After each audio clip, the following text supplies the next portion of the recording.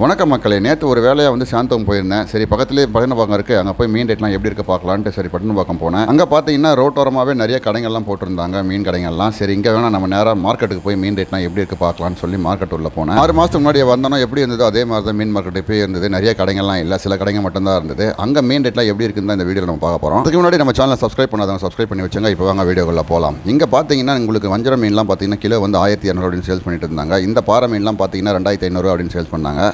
உங்களுக்கு சொரா மீன் வேணும் 1500 சொன்னாங்க. கிழங்கா மீன்லாம் பார்த்தீங்கன்னா உங்களுக்கு வந்து வெள்ளைக்கிழங்கா வந்து கிலோ 500 சொன்னாங்க. இந்த காளா மீன்லாம் பார்த்தீங்கன்னா கிலோ வந்து 800 அப்படின்னு சொன்னாங்க. பெரிய பெரிய மீன் இருந்தது காளா மீன். மீன் வந்து ரேட் வந்து எப்படி இருக்குன்றது கமெண்ட் செக்ஷனில் மறக்காம சொல்லுங்கள். இந்த கவலை மீன்லாம் கிலோ வந்து 200 சொன்னாங்க. நம்ம வந்து அங்கெல்லாம் 100 150 வாங்குவோம், இங்கே 200. இறாலாம் பார்த்தீங்கன்னா 600 700 அந்த மாதிரி சேல்ஸ் பண்ணாங்க.